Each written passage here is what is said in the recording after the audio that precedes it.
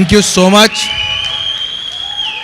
Thank you so much, thank you so much. कौन कहता है आसमान में सुराख नहीं होता, करने वाला चाहिए, है ना? तो आप सारे लोगों के लिए एक बार जबरदस्त क्लैपिंग होनी चाहिए अपने आप के लिए कि आप यहां पे आए, उसके लिए आपके सम्मान में ताली बजनी चाहिए ताकि पूरे पंजाब को पता चले यहां पे तहलका मचने वाला है। तैयार है? तैयार है? Thank you so much. सबसे पहले मैं शुक्रिया अदा करना चाहूंगा हमारे global diamond director Shri Munish Chopra sir, उनके लिए एक बार जोरदार तालियां जिन्होंने ये पूरा अरेंजमेंट किया।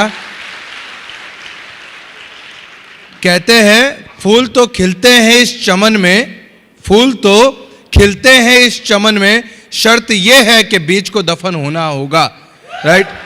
शर्त यह है कि बीज को दफन होना होगा। और यहाँ पे जितने भी leadership global back diamond director, जितने भी लीडर्स आए हुए फ्रंट रो में बैठे हुए, हर वो योद्धा जिस योद्धा ने अपने आप की कुर्बानी दी है आपका भविष्य बनाने के लिए, इन सारे योद्धाओं के लिए एक बार जबरदस्त क्लैपिंग होनी चाहिए, क्योंकि इन्होंने अपने आज की कुर्बानी दी है आपके आने वाले कल को बनाने के लिए। मुझे लगता है इतनी तालियां कम है, आपकी जगह पे खड़े होके ऑल लीडरशिप जो फ्रंट लीडर है उनके लिए जबरदस्त तालियां होनी चाहिए, ऑल लीडरशिप के लिए जिन्होंने आपके लिए रात दिन मेहनत की है, आपके सपनों को पूरा करने के लिए समयबद्ध है, कटिबद्ध है, ऐसे सारे लीडर्स के लिए थैंक यू सो मच। दोस्तों, नाम है विजय अग्रवाल, बेसिकली बड़ौदा गुजरात में रहता हूं और आज आप सारे लोगों के सामने अपने जीवन का वो एक परिचय देने आया हूं जिस जीवन के परिचय को इस मोदी केयर ने बनाया है, राइट? मैं सबसे पहले मेरे थैंक यू कहना चाहूँगा मेरे मेंटर, मेरे great leader Shri Alpesh Gajjar sir को। मैं चाहूँगा उनके लिए एक बार जोरदार तालियां हो, राइट? और मैं दिल से धन्यवाद कहना चाहूँगा हमारे सारे appliance, Falguni Trivedi ma'am, Dharmesh sir, हमारे great honour, great mentor Shri Sameer Modi ji, एक बार जबरदस्त क्लैपिंग उनके लिए भी हो जाए। तो दोस्तों शुरू करते हैं। मेरा नाम है विजय अग्रवाल, बेसिकली मैं बड़ौदा में रहता हूं और पिछले 6-6.25 साल से इस बिज़नेस को दिल, दिमाग और पूरी आत्मा से कर रहा हूं। इस बिज़नेस को शुरू किया था 9 जनवरी 2016 को और इस बिज़नेस को शुरू करने से पहले ऐसा कोई काम नहीं है जो मैंने नहीं किया। आप यहाँ पे सारे लोग पैसा कमाने के लिए आए हैं, हाँ या ना? सारे लोग पैसा कमाने आए हैं। मैं जब इस बिज़नेस में नहीं था तब मेरे पास पैसों की कोई कमी नहीं थी। हाँ, आप लोग पैसा कमाने आए हैं। मैं जब इस बिजनेस में नहीं था तब मेरे पास पैसों की कोई कमी नहीं थी, क्योंकि पैसा था ही नहीं। जनरली आपके पास पैसा होगा तो आपको प्रॉब्लम रहेगी, हाँ या ना? अगर आपके पास जेब में 2000 का नोट पड़ा है तो आप सोचेंगे कि खर्च करूं, सेविंग करूं, क्या कर दूं, क्या नहीं करूं, हाँ या ना? हाँ या ना? तो अपनी हालत प्रेम चोपड़ा के उस डायलॉग की तरह थी कि नंगा नहाएगा क्या और निचोड़ेगा क्या, बराबर है? तो आप यकीन मानिए इस बिजनेस को करने से पहले ऐसा कोई काम नहीं था जो नहीं किया। 10 बाय 10 के आलीशान बंगले में रहा करते थे हम,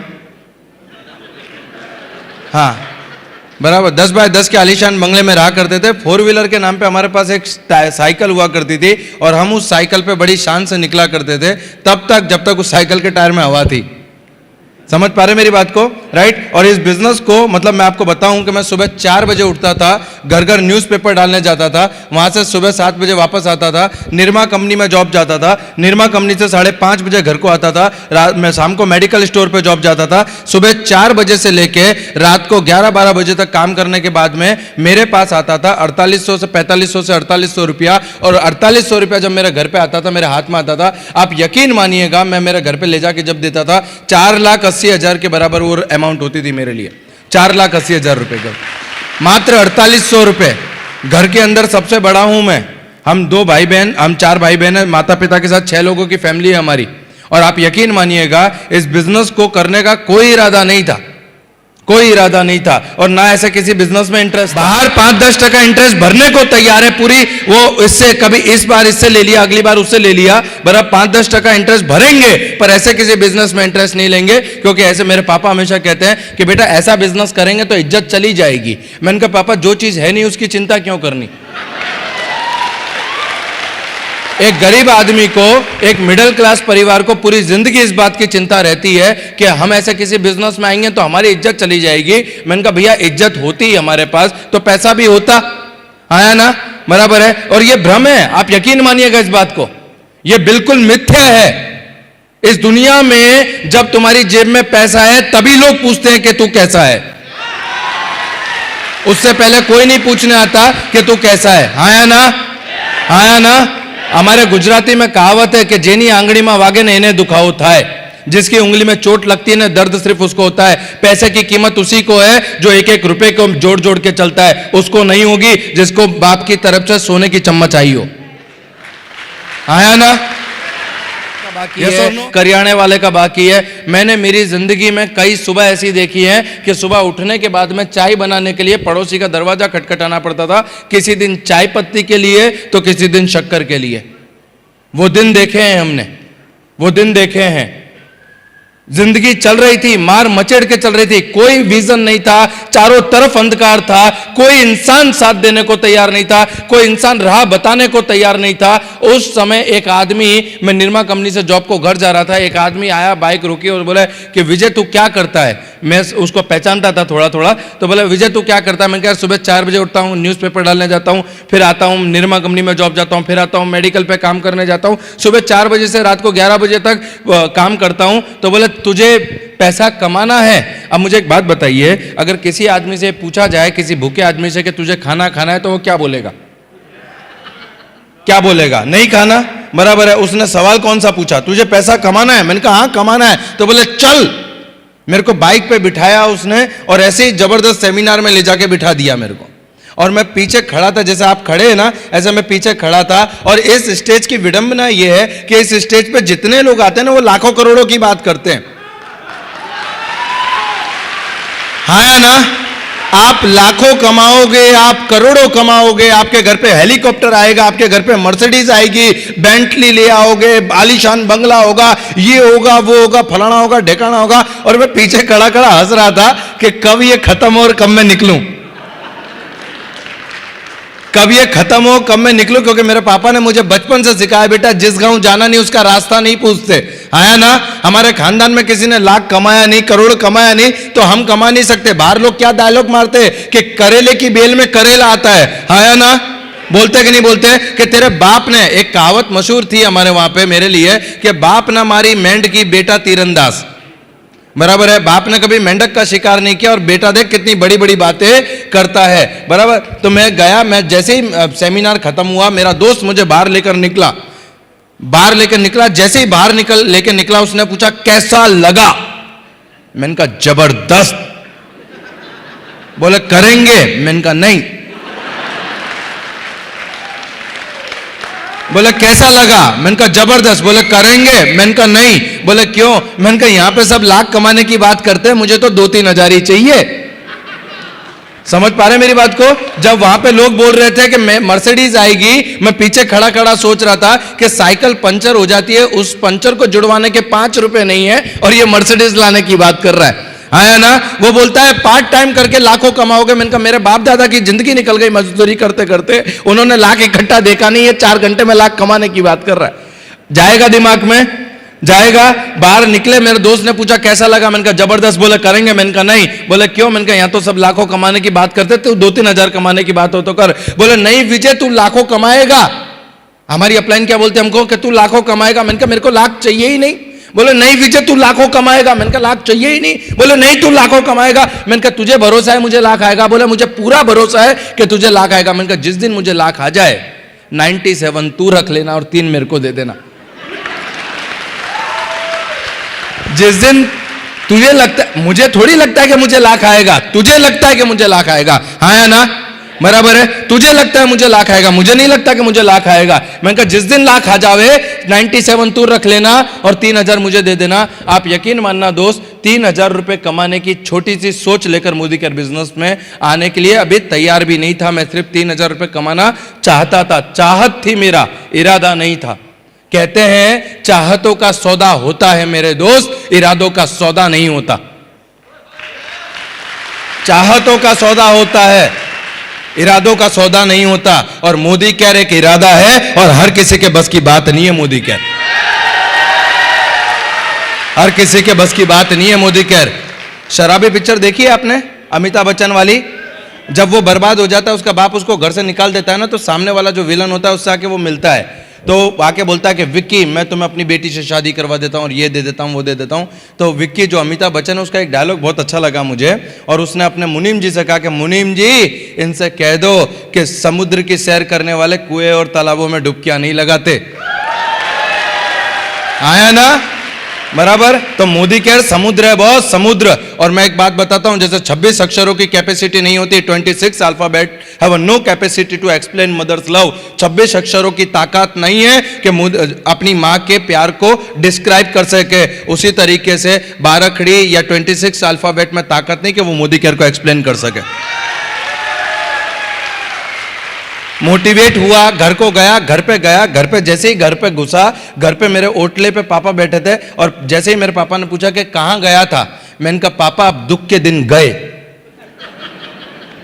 मोटिवेटेड आदमी क्या बोलता है घर जाके, क्या बोलता है? मैंने कहा पापा दुख के दिन गए। आप यकीन मानिएगा, मेरे पापा ने पहली बार 15 मिनट मुझे ध्यान मेरे नजदीक आए, मेरे माथे पे ऐसे हाथ लगाया कि सुबह तक तो ठीक था, सुबह तक तो ठीक था, अब क्या हुआ?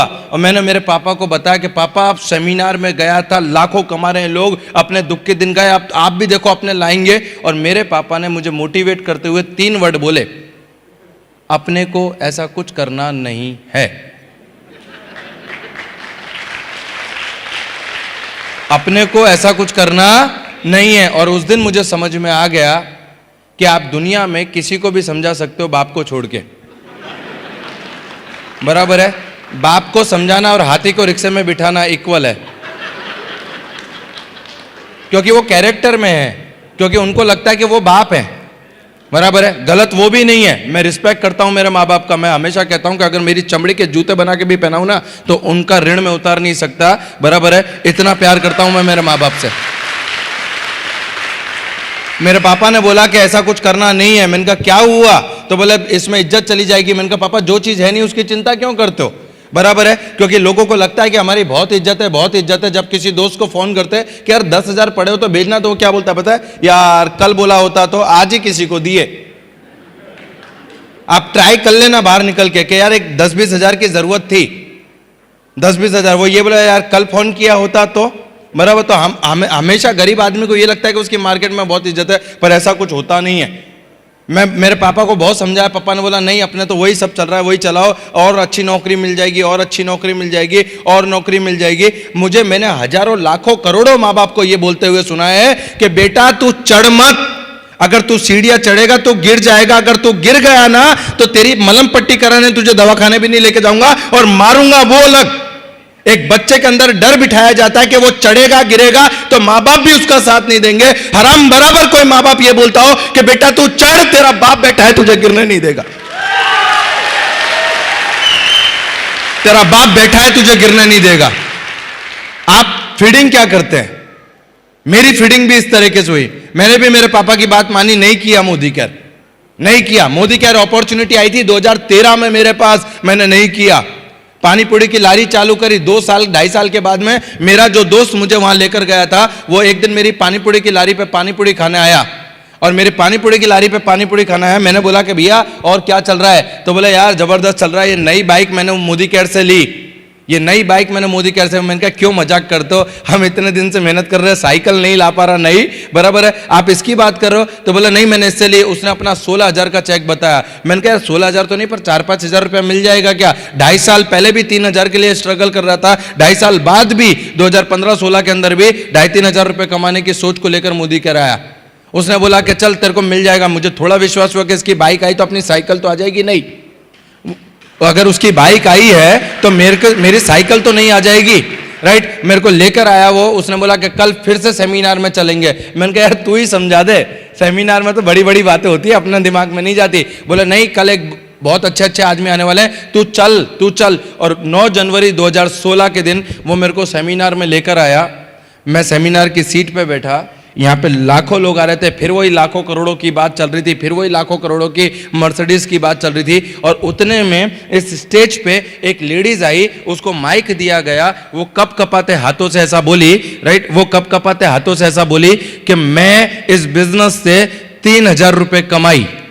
वो क्या बोली? मैं इस बिजनेस से 3,000 रुपए कमाई। मैं सौगंध खा के बोलता हूं, जैसे डॉक्टर से रिलेट करता है, जो भिखारी होता है वो भिखारी से रिलेट करता है। मैंने कहा कि विजय, अगर ये सब्जी वाली 3,000 कमा सकती है ना, तो तू 3,000 कमा लेगा। मैं आपको सच बता रहा हूं, 3,000 रुपए की सोच को लेकर इस बिजनेस को स्टार्ट किया था मैंने। 3,000 रुपए। मैं गया, फिर घर पे गया, मेरे पापा से मिला, मेरे पापा को मैंने समझाया कि पापा बहुत अच्छा बिजनेस है, एक बार समझ तो लो। तो उन्होंने मेरे को यह बोला कि मैं तेरा बाप हूं, तू मेरा बाप नहीं है। मैं तेरा बाप हूं, तू मेरा बाप नहीं है। तुझसे ज्यादा दिवाली मैंने देखी है, और धूप में ऐसे ही सफेद नहीं किए। मुझे एक बात बताओ, सफेदी का और सफलता का क्या लेना देना? अगर एक आदमी पैदा होता है तो मरता है ना, पर जितने बड़े बुजुर्ग हैं वो हमें ये सिखाते हैं ऐसे ही सफेद नहीं किए। मैंने कहा सफेद किए नहीं किए वो छोड़ दो, सफलता क्या पाई वो बताओ, यस और नो। तो मैंने मेरे पापा को बोला कि पापा आप समझो ये बिजनेस बहुत अच्छा है। और हर माँ बाप के पास एक इमोशनल हथियार रहता है, हर फैमिली के पास एक इमोशनल हथियार रहता है, और मेरे पापा बाप के पास भी वो इमोशनल हथियार था। मैंने बहुत समझाने के बाद बहुत ट्राई किया, लगभग रात को 12:30 1 बज गए। 1 बजे जब कहते हैं ना कि व्हेन यू आर्ग्यूमेंट, जब आपका आर्ग्यूमेंट एंड होने आता है, तब उन्होंने ऐसे 2 उंगली रखी, 2 उंगली। अगर मोदी केयर चाहिए तो बाप नहीं, बाप चाहिए तो मोदी केयर नहीं। और आप यकीन मानना, मैं हमेशा कहता हूं, मेरे हर सेमिनार में मैं कहता हूं कि आपको बाहर की दुनिया बाद में जीतनी है, पहले अंदर की दुनिया को जीतना है। अगर आप अंदर की दुनिया से हारे हुए हो तो बाहर की दुनिया में आपको कोई जिता नहीं सकता। आपको अंदर की दुनिया को जीतना है। मेरे अंदर द्वंद्व चल रहा था, मेरे अंदर युद्ध चल रहा था कि किसकी मानूं। इस बाप को बचाने के लिए, इस फैमिली को बचाने के लिए, अगर आज मैंने ये कड़वा डिसीजन नहीं लिया तो इसकी कीमत मेरी पीढ़ियों को भुगतनी पड़ेगी। अगर इन्होंने कुछ किया होता तो मुझे कीमत नहीं चुकानी पड़ती, अगर मैं कुछ नहीं करूंगा तो मेरी आने वाली पीढ़ियां कीमत चुकाएंगी। ये बात मुझे उस दिन समझ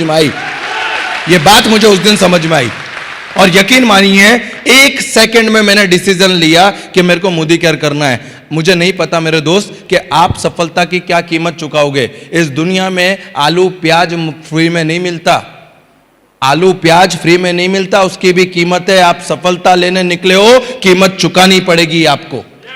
आप सफलता लेने निकले हो, आलू प्याज फ्री में नहीं मिलता, आप सफलता लेने निकले हो, कीमत चुकानी पड़ेगी। और मैं सौगंध खा के बोलता हूं, उस दिन मैंने डिसीजन लिया कि मैं मोदी केयर करूंगा। मेरे पापा ने बोला आज से तू मेरा बेटा नहीं, मैं तेरा बाप नहीं। मैं सुबह में उठा, मेरी मम्मी ने मुझे समझाया कि बेटा पापा है तेरे, गलत थोड़ी समझाएंगे। मैंने कहा मैं भी तो यही बोल रहा हूं कि मैं भी उनका बेटा हूं, मैं भी गलत थोड़ी समझाऊंगा। एक बार समझ तो ले, एक बार देख तो ले, एक बार इसको अंडरस्टैंड तो कर ले, बराबर है। तो बोले नहीं बेटा वो तेरे बाप है। मैंने कहा मम्मी 5 साल दे दो मेरे को, 5 साल ये मत पूछना कि बेटा तूने खाया नहीं खाया, सोया नहीं सोया, तू आएगा नहीं आएगा। 5 साल ये समझ लेना तुम्हारा बेटा अमेरिका में गया है पैसा कमाने के लिए।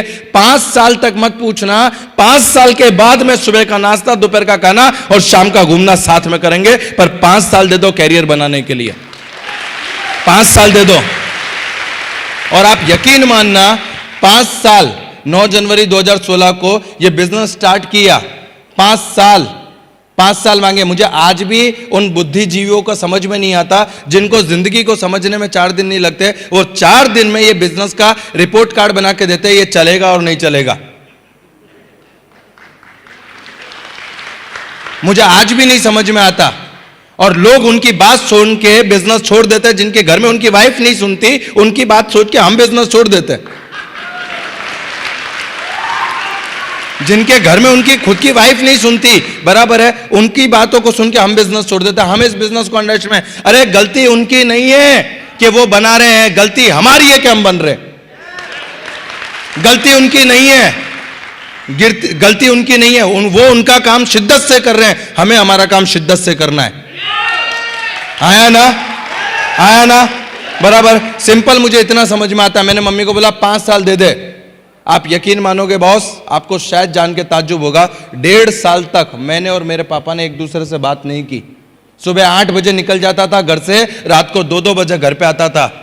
मुझे नहीं पता कि आप लोग 2 दिन बात करते कि नहीं करते। बॉस अकेले में बैठ के रोया करता था कि जिस बापा की जिंदगी को, जिनको अच्छी जिंदगी देने के लिए, जिस माँ बाप को सुख शांति समृद्धि देने के लिए मैं इतनी मेहनत कर रहा हूं, वही मेरे जज्बात, मेरी फीलिंग को नहीं समझ पा रहे। वो मेरे से रूस के बैठे, मेरे से गुस्सा होके बैठे। 1.5 साल लगातार मेरे फादर ने मुझसे बात नहीं की। अगर मैं खाने बैठा हूं तो वो खाने नहीं बैठेंगे, वो खाने बैठा हूं तो मैं खाने नहीं बैठूंगा। मैं रात को 2 बजे घर में तब घुसता था जब वो सो जाते थे। हर रोज एक आदमी मेरे माँ बाप को समझाने के लिए रोज शाम को घर पे आता था कि बाबूलाल जी तुम्हारा लड़का देखो किस धंधे में है, देखो किस धंधे में। हर रोज, मतलब उसके बच्चों की उसको नहीं पड़ी, पर उसको बाबूलाल जी के लड़के की पड़ी है, जो मोदी केयर में आने से पहले उसको नहीं पड़ी थी। इस बिजनेस में आने से पहले। अच्छा, ऐसे आप उसको फोन करके बोलोगे भैया आपको डेमो बताना आना, तो वो आपको टाइम नहीं देगा, पर आपको समझाने के लिए वो खुद की रिक्शा लेके, आपका टाइम लेके आपके घर पे आके समझा के जाएगा कि मोदी केयर क्यों नहीं करना। रोज, हर रोज। मेरी मम्मी ने बोला कि बेटा देख, वो ताऊ जी आए थे, वो मामा जी आए थे, वो फलाने आए थे, वो ढेकाने आए थे, और सब बोल रहे हैं कि ये धंधा करने लायक नहीं है। सब सलाह दे के जा रहे कि ये धंधा करने लायक नहीं है। आप खाली उनको बोलो कि 6 महीने का राशन भरवा दे, मेरा बेटा वही करेगा जो आप कहोगे। 6 महीने का राशन भरवा दे, फिर वही करेंगे जो वो कहेंगे। ऐसा बोलना शुरू हुआ और सलाह देने वाले खत्म होते चले गए। क्योंकि सलाह देने में पैसा थोड़ी लगता है, पैसा तो राशन भराने में लगता है। हाँ या ना? हाँ या ना? बराबर। और दोस्तों, मैं आपको सच बता रहा हूं, आपको ऐसा लगेगा कि विजय ऐसा बोल रहा है, पर सच बता रहा हूं कि जिंदगी में आपको देखना हो ना, तो अपने आस पड़ोस में जाके, उनके पास जाके देखना। जब उनके पास पैसा था ना, तो वो 8वें 7वें आसमान पे थे, और आज उनके पास पैसा नहीं है तो कोई पूछने भी नहीं जा रहा उनको। कड़वी हकीकत बता रहा हूं मैं आपको, कड़वी हकीकत है ये, और ये हकीकत है। मुझसे पूछो क्या होती है प्रॉब्लम। मेरे फादर का एक्सीडेंट हुआ था। मेरे पापा सब्जी की लारी लगाते थे, उनका एक्सीडेंट हुआ था, एक पैर 3 जगह से टूटा था। मैं मेडिकल स्टोर पे जॉब कर रहा था। मैं जैसे ही रात को 12 साढ़े 12 बजे घर पे पहुंचा, मुझे पता चला, मोदी केयर में आने से पहले, कि मुझे पता चला कि उनका एक्सीडेंट हो गया है। मैं हॉस्पिटल पहुंचा, भरी बरसात में रिक्शा के अंदर, उस टाइम पे एम्बुलेंस का भी पैसा लगता था, भरी बरसात में रिक्शा के अंदर मेरे पापा को एक हॉस्पिटल से दूसरे हॉस्पिटल, दूसरे हॉस्पिटल से तीसरे हॉस्पिटल, जहाँ पे भी जाते थे 1 लाख का पैकेज, 80,000 का पैकेज, 1.5 लाख का पैकेज। एक रिश्तेदार नहीं आया कि जिसने आके जेब में से 5 रुपये भी निकाल के दिए हो। खबर पूछने भी कोई नहीं आया था, क्योंकि उनको पता था कि जाएंगे तो जेब में से 1,500 निकाल के देना पड़ेगा। और उस दिन समझ में आया कि दोस्त, अगर तेरी जिंदगी में तुझे आगे बढ़ना है, अगर तुझे जिंदगी में कुछ करना है, अपनी गरीबी का ढिंडोरा लेके लोगों के सामने भीख मांगता हुआ नहीं घूमना है ना। अपनी गरीबी का ढिंडोरा लेके, अरे मैं गरीब हूं मुझे 10,000 दे दो, अरे मेरी बहन की शादी है मुझे 25,000 दे दो, तो बेटा जिंदगी में अपने दम पे कुछ करने का ठान। और मैं आपको कसम बोल रहा हूं, 15% इंटरेस्ट पे, ब्याज पे, 15% महीना इंटरेस्ट पे। हमारे वहाँ भरवाड़ होते हैं, भरवाड़ जो दूध का धंधा करते हैं, उनसे पैसा लेकर आया था मैं, 50,000 रुपया। और वो 50,000 का 3,85,000 रुपया मैंने भरा है, ब्याज का ब्याज, ब्याज का ब्याज, उसका ब्याज। चोट कितनी गहरी है ना, वो आपको पता भी नहीं है। लोगों को लगता है कि यार आज आपको ये फूल, ये मालाएं, ये हार, ये सर्टिफिकेट, ये ट्रॉफी, ये कंधे पे उठाना सब दिख रहा है, बराबर है। आपने वो काली रात नहीं देखी जिसको मैंने गुजारा है। आपने वो काली रात नहीं देखी जब डॉक्टरों के सामने हाथ जोड़ने पड़ते थे ना कि साहब ड्रेसिंग तो कर दो, 200 रुपये ड्रेसिंग के, वो भी नहीं हुआ करते थे हमारे पास उस समय। उसके बाद में मैंने काम करना शुरू किया, और इनकी सलाह मानूंगा मैं। जब मैंने मोदी केयर स्टार्ट किया ना, तो मेरी सोसाइटी में जहां हम रहते थे, स्लम एरिया था, वहां पे हर जो 2-4 दोस्त थे, उन्होंने अपने बच्चों को यह कहना शुरू कर दिया था कि तू कुछ भी बन जाना, तू इसके साथ मत रहना, बराबर। मेरी हालत ऐसी थी जैसे मैंने कोई अल-कायदा संगठन ज्वाइन कर लिया हो और मुझे आतंकवादी घोषित कर दिया हो ना, ऐसी। हाँ, और इसके और आप नहीं मानेंगे, आप डेमो बताने जाते हैं तो लोग कम से कम आपको घर पे बुला के पानी का ग्लास तो देते हैं। मैं बताता हूं आपको बॉस, जब लोगों को पता चलता था ना कि कुछ बताने के लिए आया, रिश्तेदार, अन्ना उनकी बात तो छोड़ दो, रिश्तेदारों की बात कर रहा हूं, राइट। तो ऐसे, अब तू हमको, तेरे घर में खाने की तकलीफ है, तेरे घर में खाने के वादे, तू हमको सिखाएगा लाख कैसे आएंगे, बराबर है। देखना छोड़ दो बॉस, आप तो नसीब वाले हो कि आपको कोई सुनता तो है, देखता तो है। यहां तो देखने तक को तैयार नहीं था, देखने तक को तैयार नहीं था। उस टाइम पे सिर्फ एक ही आदमी मेरे साथ था, मैं खुद। उस टाइम पे एक ही आदमी था साथ में, मैं खुद। मैंने सोचा कि जिनको मैं जानता हूं वो इतने से हैं, और जिनको मैं नहीं जानता वो पूरी दुनिया है, और मोदी केयर में ज्यादा पैसा कमाने के लिए पूरी दुनिया को लाना पड़ेगा। इतनों से काम नहीं चलेगा, इतनों से काम नहीं चलेगा। बराबर है। लोग बोलते सर हमारे पास कांटेक्ट नहीं है। मैं आपको बताता हूं, एजुकेशन 10th पढ़ा हूं मैं, एजुकेशन में फैमिली बैकग्राउंड 0। जब मोदी केयर में आया, एक शर्ट भी 2 जगह से फटा हुआ था। बात करने के लिए जो तमीज चाहिए ना, तमीज नहीं थी। आज जो आप सुन रहे हैं ना इतना बढ़िया तरीके से, आप उस टाइम पे तू तड़ाक चल बे, निकल, ए चल, ऐसी ये लैंग्वेज थी हमारी। और हमारे आजू बाजू में जो हम लोग जिस एरिया में रहते थे, वहां पे एक अंकल रहते थे, काफी टाइम से नौकरी करते थे रेलवे में। वो उनकी 15-18 हजार रुपये पगार थी। हम उनको पैसे वाला करते थे कि ये बहुत पैसे वाले अंकल हैं। 9 रुपए किलो आटा मिलता था, 9 रुपए किलो आटा। एक हमको, मुझे आज भी याद है, कभी हमने 10 किलो 20 किलो आटा भर के नहीं रखा था। हम 4.5 रुपए का, जब मतलब घर में खाने वाले 3 लोग हैं ना, तो 4.5 रुपए का आटा ला के भी हम खाते थे। मैं आपको ये नहीं बता रहा हूं कि देखो हम क्या हैं, मैं ये बताने की कोशिश कर रहा हूं कि अगर मेरे जैसा लड़का उस टाइम पे ये सोच सकता है, तो आप तो मेरे से अच्छी पोजीशन में, आप क्या नहीं सोच सकते? सोच के देखो, आप तो मेरे से अच्छी पोजीशन में। जब गया घर पे, जब समझाया नहीं माने, रिश्तेदार नहीं माने, तब न्यूज़पेपर में ऐड देने लगा कि आओ काम करो पैसा कमाओ, आओ काम करो पैसा कमाओ। आपकी अपलाइन ने आपसे कहा कि सपोर्ट करूंगा? आपकी अपलाइन ने आपसे कहा कि नहीं सपोर्ट करूंगा? हाँ या ना? हाँ या ना? मेरी अपलाइन ने भी मुझसे सेम कहा कि मैं तुझे सपोर्ट करूंगा। मेरी अपलाइन ने भी। एक दिन मैंने शाम को 4 बजे का एक डेमो कि भैया डेमो है शाम का, तू आ जाना। तो बोले कितने बजे का? मैंने कहा 4 बजे का। तो बोले ठीक है मैं आ जाऊंगा, पर यार मैं तो बाहर हूं, मैं तो कैसे आऊंगा? तो मैंने कहा तू एक काम कर, तू डायरेक्ट पहुंच जाना, मैं पहुंच जाऊंगा। मेरा पहला डेमो मेरी अपलाइन के साथ, पहला डेमो। मैंने कहा यार और क्या करना पड़ेगा? तो बोले डेमो किट लेकर आ। मैंने कहा वो क्या होता है? मैंने पूछा मेरी अपलाइन से कि डेमो किट वो क्या होता है? बोले वो थैला नहीं मैं जिसमें डेमो बताता हूं। तो मैंने कहा सर वो तो मेरे पास नहीं है। तो बोले एक काम कर, मेरे घर से लेते हुए आना और तू पहले पहुंच जाना, फिर मुझे फोन करना, मैं आ जाऊंगा। मैं पहुंचा, डेमो किट बैग लेके मैंने डेमो का टेबल सजाया, 8-10 लेडीज आके बैठ गई बराबर। मैंने मेरी अपलाइन को फोन किया कि कहाँ पे? तो बोले यार 5-10 मिनट लगेगी। मैं कहा ठीक है, मैंने समझाया, मैंने बिठा के रखा। फिर 15-20 मिनट हो गई, फिर मैंने फोन किया भैया कहाँ पे? तो बोले यार 15-20 मिनट लगेगी। फिर मैंने कहा ठीक है कोई बात नहीं, और 15-20 मिनट, आधा पौना घंटा हो गया। जो 8-10 लेडीज आई थी, अब 2-3 लेडीज बची। बोला जब वो आए तब हमें बुला लेना। आधे पौने घंटे के बाद में मैंने उसको फोन किया फिर से, और मुझे अंदर ही अंदर गुस्सा आने लगा, अंदर ही अंदर मैं चिड़चिड़ा होने लगा। मैंने कहा देख यार तुझे आना है तो आ, तुझे नहीं आना तो ना बोल। यार ये 8-10 लेडीज को बुला के रखा था, सब चली गई, अब 2 ही बची है, क्या करूं मैं? तो बोला देख विजय आने में मुझे और 15-20 मिनट लगेगा, तेरे से होता है तो कर, नहीं तो मत कर। ये वो अपलाइन जिसने मुझे सपोर्ट करने का वादा किया था, ये वो अपलाइन। बोलते हैं जो लेडीज आई मुझसे बोला कि यार विजय भाई आप जैसा हो वैसा कर दो। बोलते ना मरता क्या ना करता। मैंने 2 ग्लास उठाए, दोनों ग्लास में पानी भरा, एक में लाइजोल डाला, एक में स्टेरिक्लिन। मैंने कहा देखो बैक्टीरिया मर गए।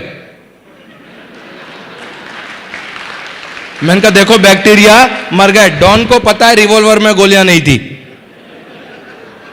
डेमो आता या नहीं आता किसको पता? मेरे को। सामने वाले को पता था क्या? नहीं। डॉन को पता है रिवॉल्वर में गोलियां नहीं थी। मैंने 2 ग्लास उठाए और मैंने एक में लाइजोल एक में स्टेरिक्लिन डाला। मैंने कहा देखो बैक्टीरिया मर गए। जैसे आपने ताली बजाई उनने भी बजाई। 4 स्टेरिक्लिन के ऑर्डर आए। स्टेरिक्लिन के ऑर्डर लेकर मैं नीचे उतरा। जैसे ही अपार्टमेंट के नीचे उतरा, थोड़ी दूर पे चाय की टपरी पे मेरा दोस्त चाय पी रहा था, जो मेरा अपलाइन था। मेरे अब जिसको आपको देख के गुस्सा आ रहा हो, मतलब तलवार हो और 2 टुकड़े करने का मन करे, ऐसी AK-47 दियो तो उतार दूं सारी की सारी उसमें। इतना गुस्सा आ रहा था। और मैं आप अंदर ही अंदर डिसीजन ले लिया, आप करना नहीं है। मेरा बाप बोलता था ये बेवकूफ़ बनाते, सच में ये बेवकूफ़ बनाते, कोई सपोर्ट वपोर्ट होता नहीं है, ये सब फालतू के काम है। और मैं गया, मैं उसके, वो चाय पी रहा था, मैं गया उसके पास और मैंने उसकी जो डेमो किट थी, मैंने कहा ये पकड़ तेरी लंका। मैंने कहा ये पकड़ तेरी लंका। उसने भी मुझे स्माइल दी प्यार से।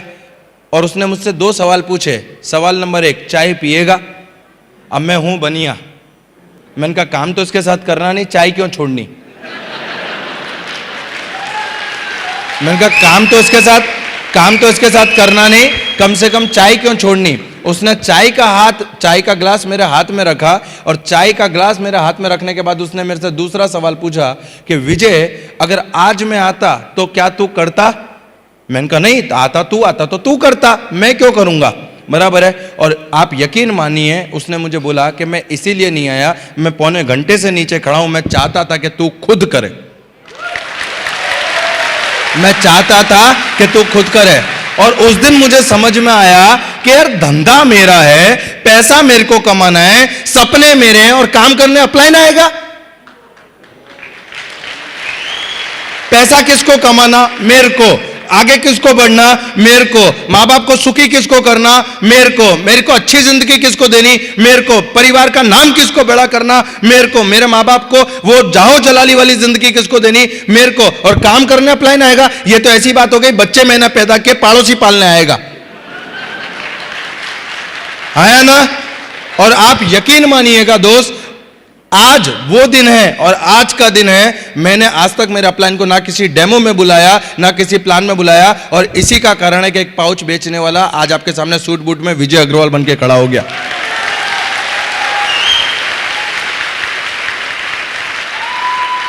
यही कारण है।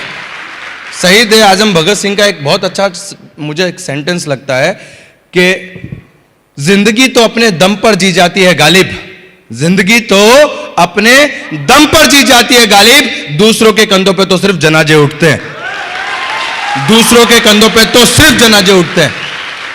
और आप यकीन मानिएगा बॉस, आज मुझे करीब 6.25 साल हो गए।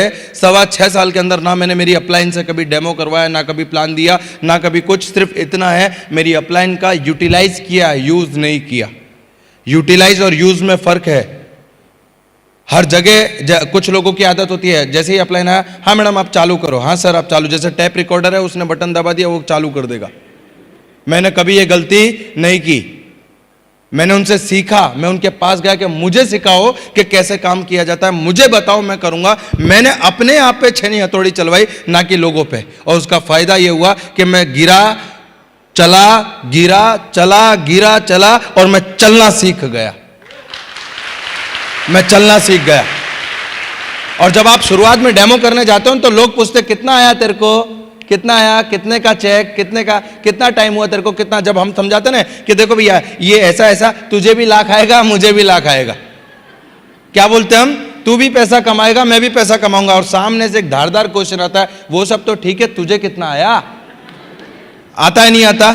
मेरा 3 महीने के बाद में मेरा पहला चेक बना मोदी केयर से, आफ्टर 3 मंथ 167 रुपीज का। 3 महीने मेहनत करने के बाद में पहला चेक बना 167 रुपीज का। 167 रुपए का चेक देख के मैं पागल हो गया। इतना खुश हुआ, घर पे फोन करके मम्मी को बोला कि मम्मी आज तो खीर बनाओ, चेक आया है। मम्मी को बोला कि मम्मी आज तो खीर बनाओ, चेक आया है। घर पहुंचा, मम्मी ने खीर बनाई, खीर खाने के लिए बैठे। मम्मी ने पूछा कितने का चेक आया?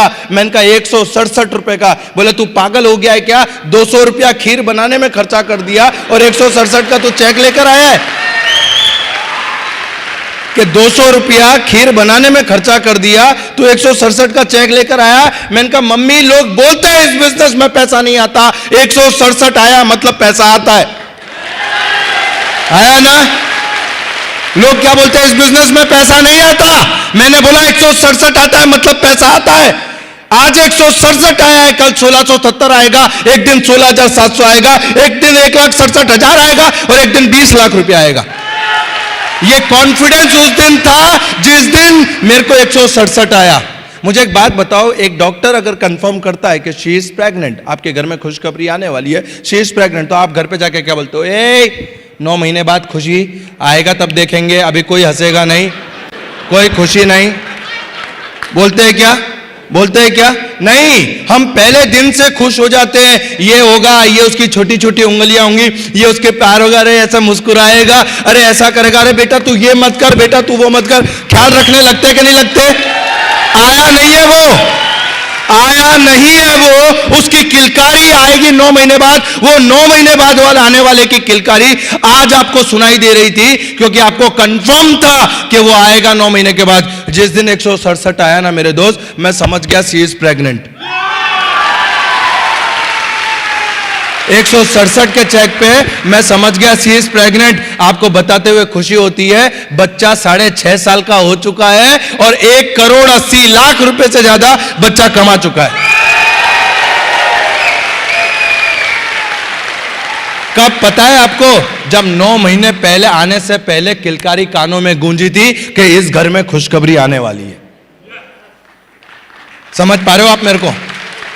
9 महीने पहले हम तो 100, 100, 200 का चेक देख के सामने वाला डिमोटिवेट हो या ना हो, हम खुद हो जाते हैं। और वो अंदर से हारे हुए 200 रुपए का चेक देख के बजाय मोटिवेट होने के यार लोग बोलते हैं इस बिजनेस में पैसा नहीं आता, 200 आया है। अब आपको 3,000 की लॉयल्टी पे क्या कंपनी 3 लाख का चेक देगी?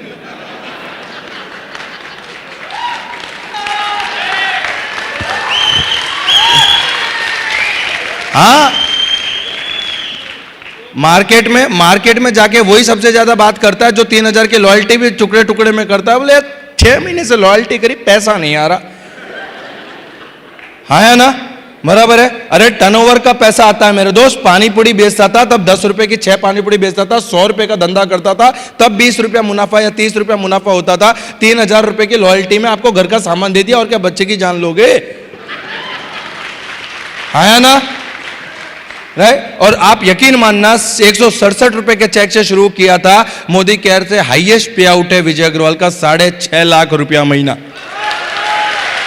6,42,000। आज भी याद है कि 200 रुपए की साइकिल खरीदने के लिए, मात्र 200 रुपए की साइकिल खरीदने के लिए घर का सिलेंडर बेचा था मैंने। जैसे इंसान के पास 2 किडनी होती है तो इंसान क्या सोचता है कि एक पे भी तो जिंदा रह सकता है आदमी, है ना। तो उस जमाने में गैस कनेक्शन में 2 सिलेंडर मिला करते थे। हमने सोचा एक से काम चला लेंगे, एक को बेच के साइकिल ले लेते, और 200 रुपए की साइकिल खरीदी थी मोदी केयर से। मुझे बताते हुए गर्व होता है कि मोदी केयर से सबसे पहली गाड़ी खरीदी 7.5 लाख रुपए की grand i10 with in 1 year. जब गाड़ी खरीदने के लिए गया तो शोरूम वाले के पास एंटर हुआ। अब जैसे ही आप शोरूम में जाते हो ना गाड़ी कार खरीदने के लिए, तो वो आपका स्वागत ऐसे करते हैं जैसे घर पे जमाई आया हो। हाँ जी, क्या लेंगे? ठंडा पानी, गरम, ये वो, फलाना आइस टी, फलाना टी, कोल्ड कॉफी। पूछते कि नहीं पूछते? ऐसे पूछते कि जैसे घर पे जमाई आया हो। मैं वैसे भी शाहरुख खान जैसा दिखता हूं, है ना। अरे भैया मेरी माँ की नजरों से देखो, मैं आपको शाहरुख खान से कम नहीं लगूंगा।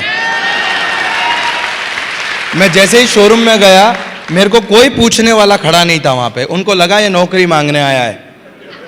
और मेरे पास जो एक्टिवा था, बोलते ना दुकान में अधिक मांस, एक एक्टिवा था, उससे 4 दिन पहले कुत्ता टकरा गया था, तो पंखा भी जो था वो आगे का वो ऐसा लटक रहा था। मैं गया, राइट, जैसे मैं शोरूम में अंदर गया, उनको लगा नौकरी मांगने आया है। मैं रिसेप्शन पे गया। हम लोग नहीं, कभी कभी गर्मी लगती है तो डी मार्ट या बिग बाजार में थोड़ी देर एसी की हवा खाए आते हैं किसी मॉल में घुस के। बराबर, देखो आप हंस रहे हो, मतलब जाते तो आप भी हो यार। तो मैं गया, मैंने जाके पूछा कि भैया बताओ, राइट। तो उन्होंने बोला भाई साहब क्या चाहिए? बोला कार। मैंने कहा कार खरीदनी है। तो उनको लगा ये टाइम पास करने आया, तो मेरे को कोने पे सोफा था वहाँ बिठा दिया। और थोड़ी देर बाद में एक, जैसे हमारी टीम में कोई नया नहीं जुड़ता तो हम बोलते तू डेमो कर, मैं देखता हूँ, तू डेमो। तो वहाँ पे भी कोई नया जुड़ा था, राइट, हुंडई में। तो उसने बोला कि जा, इसको लेनी बेनी तो है नहीं, ये टाइम पास करना है, तू ले जाके। वो आया मेरे पास और उसने आके मुझसे पूछा कि हाँ भाई साहब क्या चाहिए? मैंने कहा आप क्या बेचते हो? तो बोला कार। मैंने कहा कार लेनी है। तो उसने मेरे से सवाल किया कि कौन सी कार लेनी है? तो मैंने कहा ग्रैंड i10 टॉप मॉडल लेना है। उसने दूसरा सवाल पूछा कि सर आपका बजट क्या है? अब जब ये सर आपका टक ठीक था, ये बजट जो है ना, जब आप इसको हिंदी में करेंगे ना तो इसका सीधा मतलब होता है आपकी औकात कितनी है। अगर आप बजट को शुद्ध हिंदी में, आपकी औकात या आपकी जेब कितनी है। और ये सवाल मुझसे उस दिन नहीं पूछा गया था, जब चप्पल खरीदने जाते तब भी पूछा जाता है कितने तक की बताऊं। कपड़े खरीदने जाते तब भी पूछते कितने तक की बताऊं, आया ना। हर जगह पे हर व्यक्ति हमसे हमारी औकात पूछता है और हम हंसते थे, 200 वाली बता दो भैया, 200 वाली, आया ना। यस और नो, बराबर।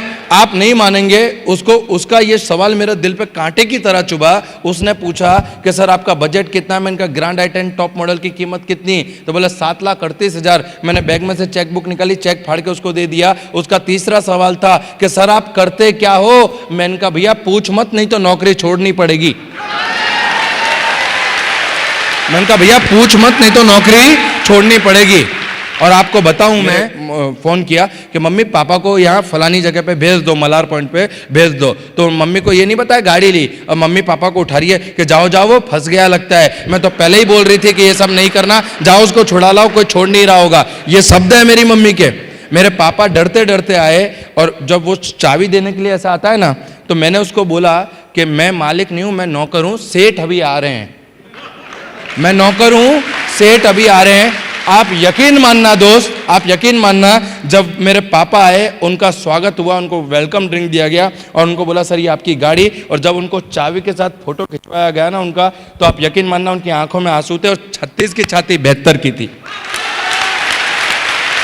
36 की छाती 72 की थी, आंखों में आंसू थे। और उस दिन मुझे लगा कि मोदी केयर वसूल हो गया मेरा। उस दिन पहली बार लगा मुझे कि मोदी केयर वसूल हो गया मेरा। आप यकीन मानना, मैं हमेशा बोलते हैं, लोग बोलते हैं जैसे श्राद्ध में कुत्ते को खाना खिलाते, कौवे को खाना खिलाते। मुझे नहीं पता मेरे दोस्त कि उस कुत्ते और कौवे को खिलाया कौवा खाना मेरे पूर्वजों या मेरे माँ बाप तक पहुंचेगा नहीं पहुंचेगा। पर अगर जिंदगी में जीते जी माँ बाप को धरती पे स्वर्ग मिलता है तो मैं मर मर के मोदी केयर करने को तैयार हूं।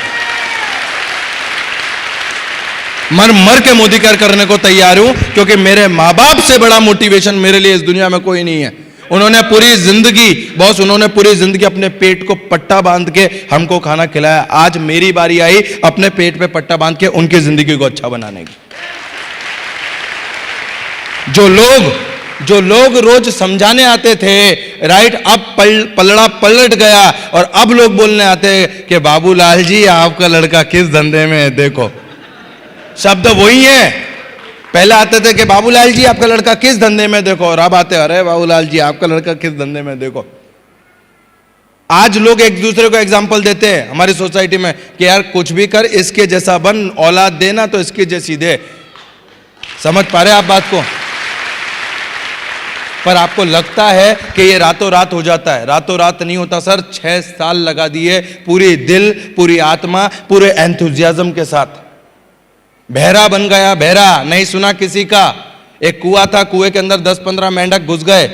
सारे के सारे मेंढक बाहर निकलने की कोशिश कर रहे थे, कोई मेंढक बाहर नहीं निकल पाया। और सारे ऊपर जो मेंढक थे उन्होंने बोला अब ये कुएं के मेंढक मर जाएंगे। थोड़ी देर बाद फिर जंप लगाया, एक ने फिर जंप लगाया और 8वीं 10वीं बार वो मेंढक बाहर आ गया। सारे मेंढक इकट्ठे हो गए कि यार तू बाहर कैसे आ गया? तो मेंढक की माँ आई और उसने बोला ये बहरा है। तो दुनिया में बहरा बन जाने में फायदा है। जो ज्यादा, एक बात बताओ आपको, अंधे का एक्सीडेंट नहीं होता, बहरे को आप गाली नहीं दे सकते और पागल को आप दुखी नहीं कर सकते। मैंने मेरी पूरी जिंदगी में अंधे का एक्सीडेंट होते हुए आज तक नहीं देखा। आपने देखा क्या? एक्सीडेंट किसका होता है? जिसको दिखता है। तो ऐसे बहुत सारे हैं बार जिनको दिखता है, और यही है मोदी केयर। पहली गाड़ी 7.5 लाख की आई10 खरीदी, दूसरी गाड़ी खरीदी 12.5 लाख की एस क्रॉस। आज जिस गाड़ी में चल रहा हूं वो 22 लाख रुपए की MG Hector top model Modi care से।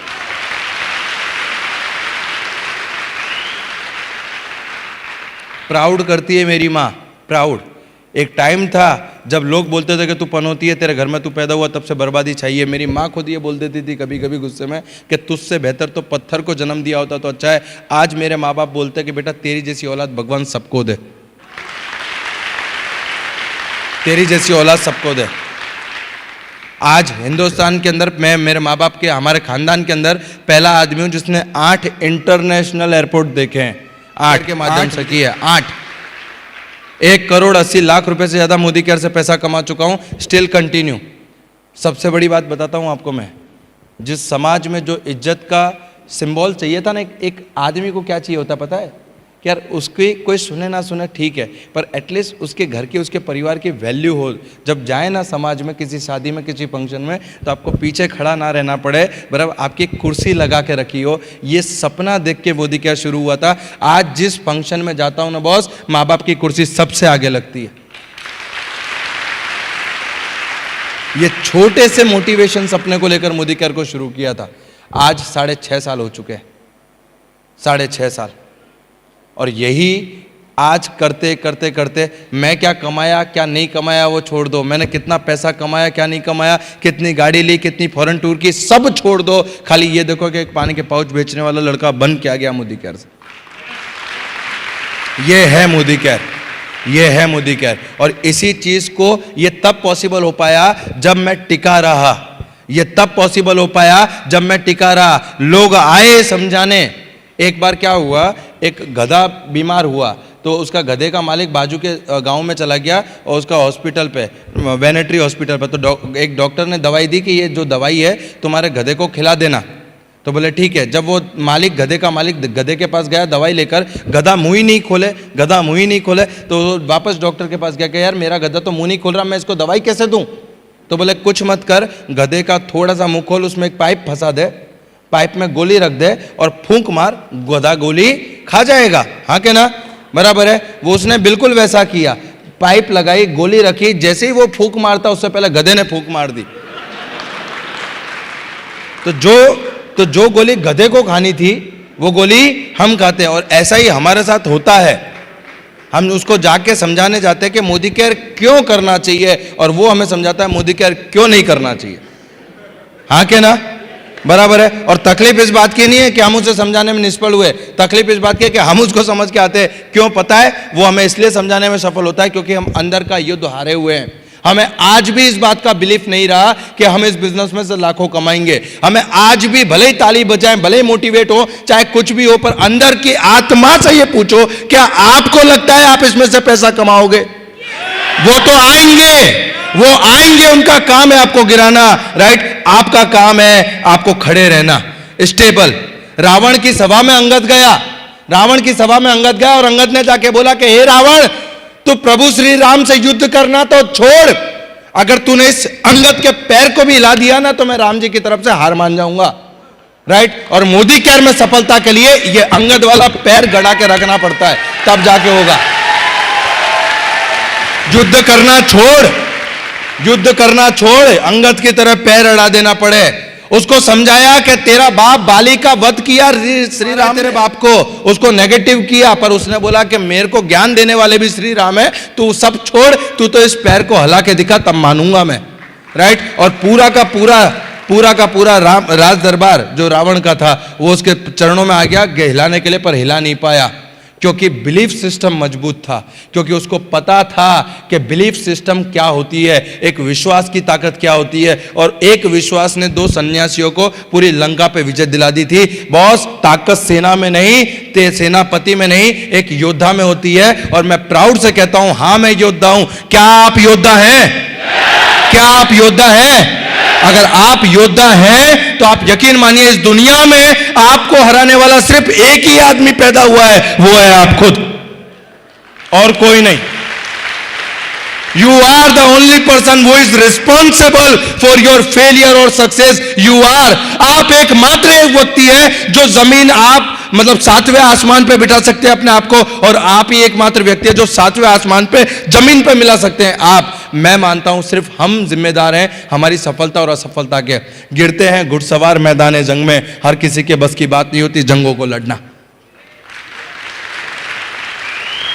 और इसी बिलीफ सिस्टम ने यहां तक पहुंचाया है। इसी बिलीफ सिस्टम ने, एक अम्मा जी थी, वो अम्मा जी की 70-80 साल की उम्र हो चुकी थी। 70-80 साल की उम्र के बाद में अम्मा जी ने बोला कि अब मैं भजन पूजन करने लगती हूँ। थोड़े दिन बाद उस गांव में एक संत महात्मा है, अम्मा जी ने वो संत महात्मा की पूजा की, उनसे गुरु दीक्षा ले ली और उनको गुरु बना लिया। थोड़े दिन बाद गुरु जी ने कहा मैं तो संत हूँ, वैरागी हूँ, मेरा तो जाने का समय आ गया है। अम्मा जी ने कहा कि मैं आपके साथ आऊंगी क्योंकि मैंने आपको गुरु बनाया है। अम्मा जी ने कहा कि मैं तो आपके साथ आऊंगी। गुरु जी ने कहा मैं तो संत हूँ, वैरागी हूँ, मैं सन्यासी हूं, मेरे साथ आना पॉसिबल नहीं है, मैं तो जंगल भटकूंगा। बोला आप जंगल भटकोगे, मैं आपके साथ आऊंगी, आप मेरे गुरु हो। उन्होंने समझाया, अम्मा जी नहीं मानी। पूरे गांव वाले इकट्ठे हो गए, अम्मा जी नहीं मानी, पंचायत जुड़ी, फैसला हुआ कि अम्मा जी ये गुरुजी के साथ जाएगी। जब अम्मा जी गुरुजी के साथ जाने लगी तो उन्होंने थोड़ा सा अपना गहना गुना ले लिया, थोड़ा पैसा ले लिया, पोटली बना ली कि कहीं अगर गुरुजी को भिक्षा नहीं मिली, किसी गांव में अगर भिक्षा नहीं मिली तो मैं ये बेच कर मेरे गुरुजी का भरण पोषण कर पाऊंगी। गुरुजी को पता चल गया कि इसके अंदर पैसा है। अब गुरुजी सोच रहा है कि कैसे मैं इस अम्मा से पीछा छुड़ा लूं और कैसे इस पैसे को ले लूं, और अम्मा जी सोच रही है कि मेरा जीवन सफल हो गया, मुझे गुरु मिल गए। थोड़ी देर दूर जाने के बाद जंगल में कुआं आया, अम्मा जी को बोला कि जाओ इस कुएं में से पानी भर लाओ। अम्मा जी जैसे ही पानी भरने गई, उस गुरुजी ने उस अम्मा जी को धक्का मार दिया, क्योंकि कुएं में पानी कम था, अम्मा जी बच गई। कुएं में पानी कम था, अम्मा जी बच गई। अब अम्मा जी सोच रही है नीचे पड़ी पड़ी पानी कुएं में कि लगता है जंगल में लुटेरे आ गए, मेरे गुरुजी को पकड़ लिया और जो है मेरा पैसा लूट के चले गए। गुरुजी सोच रहा है हाश पीछा छूटा इससे। और ये पूरी की पूरी घटना वो परमपिता परमेश्वर देख रहा था। वो परमपिता परमेश्वर एक बकरी वाले का रूप लेकर नीचे आया।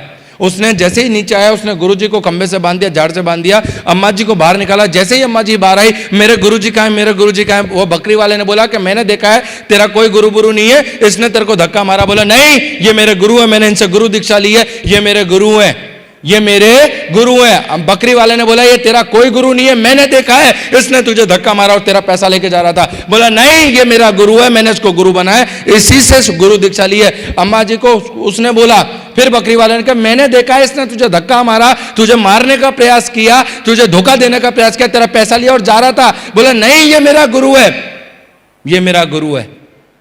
वो बकरी वाला ईश्वर के रूप में आया कि देख मैं ईश्वर, मैं परमात्मा, मैं कहता हूं कि इसने तुझे धक्का मारा है, तेरा गुरु नहीं है। अम्मा जी ने कहा कि तू ईश्वर है, तू परमात्मा है, फिर भी ये मेरा गुरु है। मैंने 70 साल तेरी पूजा की, तूने कभी दर्शन नहीं दिया, आज इसकी वजह से तू दर्शन देने तो आया, आज इसकी वजह से तू दर्शन देने तो आया। That is called belief system, that is called belief system. और ये बिलीफ सिस्टम ये आपके अंदर होना चाहिए। ये किसी दुकान पे नहीं मिलता कि जाके 250 ग्राम खरीद लाए। ये बिलीफ सिस्टम, अगर आप मुझसे पूछे कि विजय अग्रवाल तू यहां तक कैसे पहुंचा, तो मेरा बिलीफ सिस्टम 167 के चेक पे मैंने 1 करोड़ 80 लाख की खुशी मनाई थी, इसलिए मैं 1 करोड़ 80 लाख पे पहुंचा। लोग बोलते हैं इस बिजनेस में, इस प्लान में पैसा नहीं आता। अरे पैसा नहीं आता तो विजय अग्रवाल को इतना कैसे आ गया? मुनीष चोपड़ा सर को इतना पैसा कैसे आ गया? जितने जीबीडीज आगे बैठे हुए इनको पैसा कैसे आ गया? कैसे एसईडी कार ले रहे हैं? कैसे लोग इतने इतने लाखों रुपए निकाल रहे हैं? भैया पैसा आ नहीं रहा है, पैसा बरस रहा है। आप डोल लाओगे तो डोल में और लोटा लाओगे तो लोटा में। हमने पाइपलाइन लगाई है, हमने पाइपलाइन लगाई है। लगाने को तैयार हो? पाइपलाइन लगाने को तैयार हो? तो मुझे इतना ही समझ में आता है मेरे दोस्त कि अगर पूरी दिल से, पूरी शिद्दत से मेहनत करेंगे तो डेफिनेटली हम यहां पे पहुंचेंगे। मेरी टीम में एक लेडीज है, मेरी टीम में एक लेडीज है। वो लेडीज आई और उसने आके बोला कि विजय भाई मैं ये बिजनेस नहीं कर सकती। मैंने कहा क्यों? तो बोले मेरे हस्बैंड बोलते हैं कि तू 3-4 महीने से कर रही है और तेरे को पैसा कितना आया?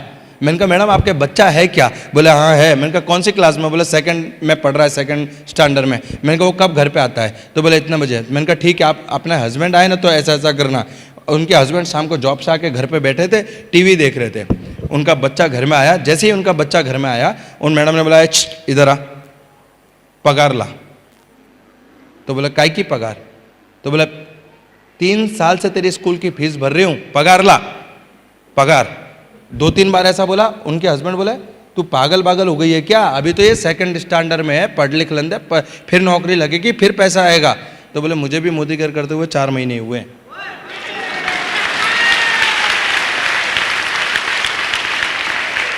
आप समझ रहे बात को? दोहरा रवैया, दोहरा। वहां 25 साल वेट करेंगे, मार मार के पढ़ाएंगे, तो कैसे मार मचड़ के पढ़ाएंगे। 25 साल वेट करेंगे 15-20 हजार की नौकरी के लिए, और यहां लाखों की बात इनको रातों रात चाहिए, रातों रात।